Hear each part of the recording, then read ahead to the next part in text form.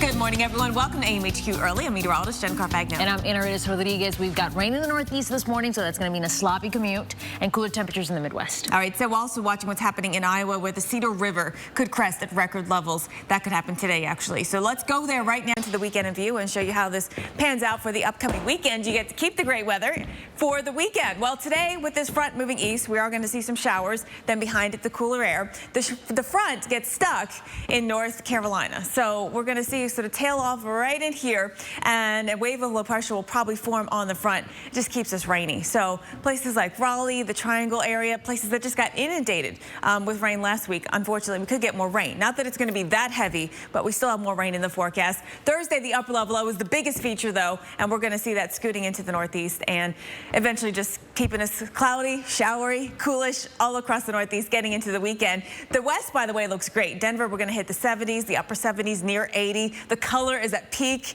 The aspens, the golden aspens, just look phenomenal here in the west. So go enjoy that this weekend. Southwest, by the way, we finally cooled down after hitting some all-time September monthly records yesterday. We're actually 10 degrees below average next weekend. And welcome back to AMHQ Early. People in Iowa keeping a close eye on floodwaters as they make their way downstream. They have been building thousands of sandbags, putting up barricades. I'll show you some video by that building. There might be a school right there. All right, so let's show you what's going on with the river flooding situation here. This comes after the big rain that we had in the middle of September in Iowa. Vinton, Iowa, the river has crested, and we're talking about the Cedar River. It's crested, but it's still up there near where it did crest at 21.8. Right now, it's 21.26.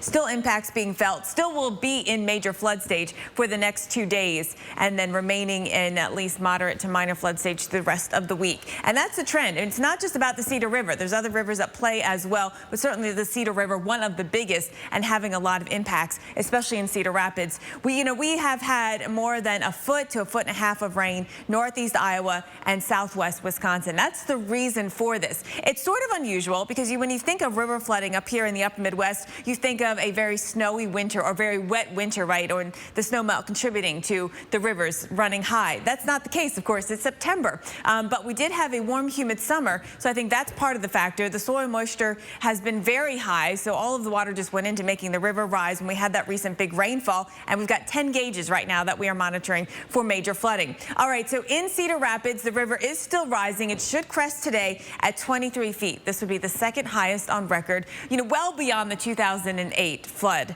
which was at just over 31 feet. So that was certainly significant. And what's helping us in this case is that there's been no rainfall for the past couple of days, and there will not be rainfall this week, though the river, even as it crests today, will still be up in at least some form of flood, at least at the end of the week. Scaling to the roof of the house. Yeah. Don't do this at home. Yes. So let's talk about flying. The Hurricane Hunter is flying into Invest 97 later today. Yes, they are. They'll be in a plane. Let's look at the tropics. They will be in a plane, not wearing wingsuits. All right, so in the tropics right now, we actually have a new one that just came out in the Central Pacific, Tropical Storm Eureka. This one issued by the Central Pacific Hurricane Center out here. Will it have impacts on Hawaii? Probably not. It's probably going to weaken before it goes too far, but one to watch. And then we've got Rosalind, which will send a little bit of moisture into the southwestern U.S. And then, of course, 97L, which we'll get to. So Rosalind, take a look. Winds at 45 miles per hour. That's a moderate strengthening yesterday. Went from 40 to 45. It's not expected to do much. It's moving to the northeast, and it'll track the predicted movement of it. You can see how it just sort of meanders right out here